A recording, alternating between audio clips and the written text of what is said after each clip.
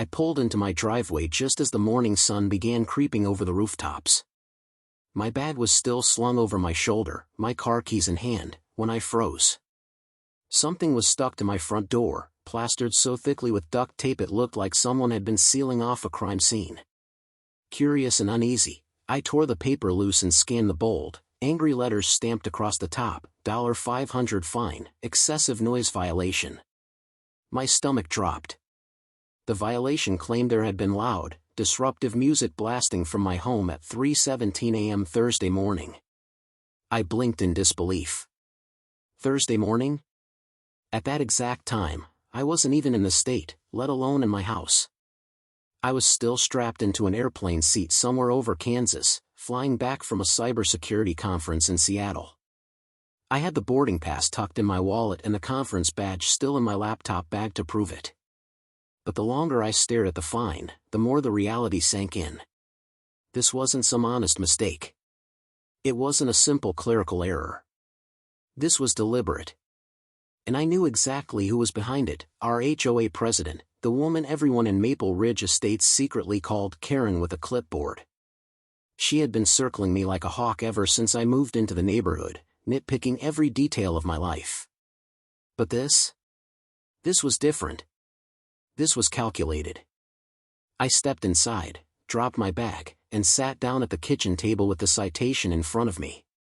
I couldn't shake the memory of Karen's cold smile, the way she peered over people's fences as if she were inspecting prisoners. Margaret Whitmore was her real name, but to all of us, she was simply Karen. She ran the HOA like a dictatorship. Fence heights, grass lengths, mailbox paint colors, nothing escaped her rule.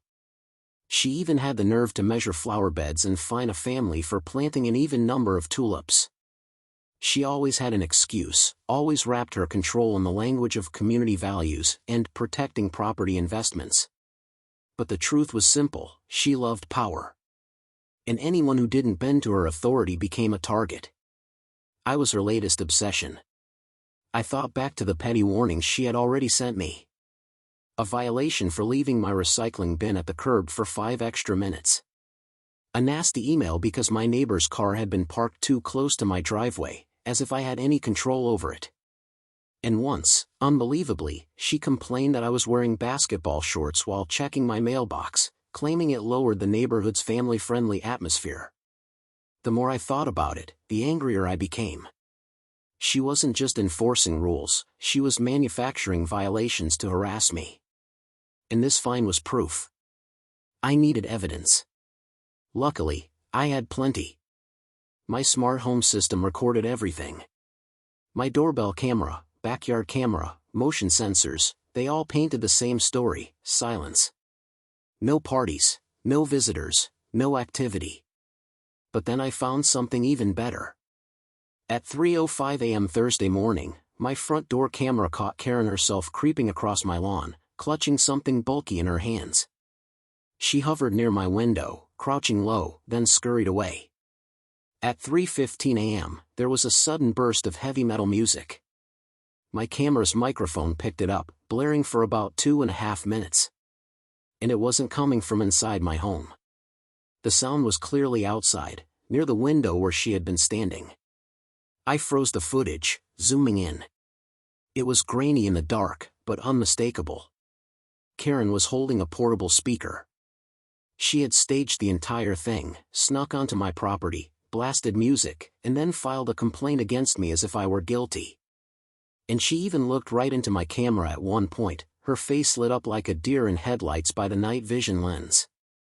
I copied the files onto a flash drive and drove straight to the police station. The officer on duty, a man named James Bradley, leaned back in his chair as he watched the footage. His eyebrows shot up higher with every second. "Well," he said finally, "that's about as clear as it gets. You weren't even home, and this woman was trespassing and creating the disturbance herself." Relief and anger tangled inside me. "So what now?" I asked. He glanced at me, then at the flash drive. "We're going to have a word with your HOA president. If she's making false reports, that's a crime. If she's trespassing on your property, that's a crime. And if she's harassing you repeatedly, that's something we take seriously. Together, we drove back to the neighborhood. Karen answered her door almost instantly, as if she had been waiting. She wore her official HOA blazer with her name embroidered in gold thread, a ridiculous piece of clothing she had ordered with association funds. Her lips curved in a smug smile, but it faltered the moment she saw the officer standing next to me. "Good afternoon, Mrs. Whitmore," Officer Bradley said. "We'd like to discuss the noise violation you filed against Mr. Harris." Karen's practiced politician voice slipped right into place. "Yes, officer, I filed the complaint on behalf of the community. Multiple residents reported loud, disruptive music coming from his property. It's a shame, our neighborhood has standards, and we must enforce them." Her words dripped with self-righteousness, but her hands twitched nervously at her sides. "Do you have written statements from these residents?" the officer asked. She blinked. "Well, no, they were verbal complaints. I didn't think to record them. People were very upset. I took action immediately." "That's interesting," the officer said slowly. "Because Mr. Harris has provided security footage that paints a different picture." I pulled out my phone and played the video. There she was, creeping across my lawn, planting the speaker, blasting the music. And there was her face, caught perfectly in the glow of my camera. Her complexion drained from pink to ghostly white. That isn't what it looks like. I was investigating suspicious activity. I thought I heard something near his window. "Suspicious activity?" I repeated, my voice sharp. "At 3 in the morning? With a portable speaker in your hand?" Her excuses unraveled instantly. First she denied owning a speaker. Then she admitted she had one for emergencies. Then she claimed it had been stolen last week, but when asked why she hadn't reported the theft, she stammered that she'd been too busy with HOA duties. The officer wasn't buying a word of it. "Mrs. Whitmore, filing false reports is a crime. Harassment is a crime. Trespassing is a crime. Do you understand the seriousness of this situation?" Karen's mask cracked. Her voice rose into a shrill tone. "This neighborhood needs order. Men like him ruin everything.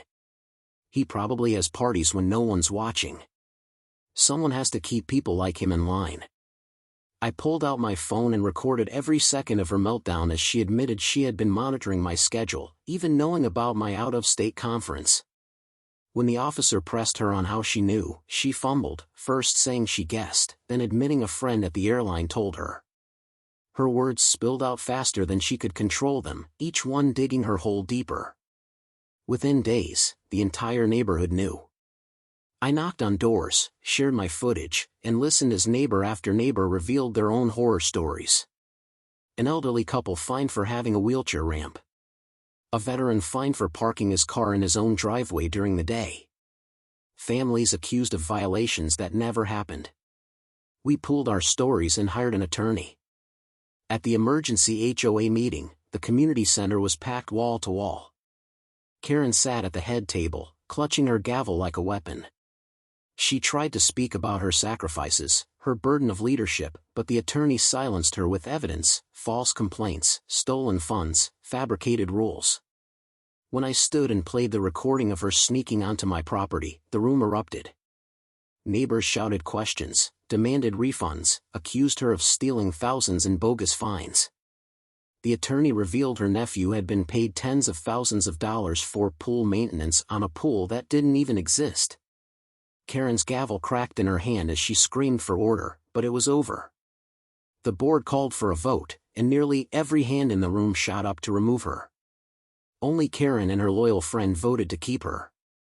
The police investigation soon uncovered the rest. Embezzled funds. Fake invoices. A secret journal on her computer where she bragged about driving out single men and renters, even rating her false complaints as if they were trophies. My noise complaint, she had written, was 4 out of 5, should have made it drugs, harder to disprove. At her trial, the judge showed no mercy. Guilty on all counts, harassment, embezzlement, filing false reports. She was sentenced to prison, ordered to pay restitution, and permanently banned from ever serving on an HOA again. The day she was led away in handcuffs, her once perfect posture collapsed, her carefully styled hair falling across her face as she sobbed. She whispered that she had only been trying to protect the neighborhood, but no one believed her anymore. As for me, I finally stepped out into my driveway without the fear of another bogus fine taped to my door. The neighborhood began to heal. And every time I glanced at the spot where Karen once crouched with her speaker, I smiled, knowing she'd finally been silenced by the very system she abused.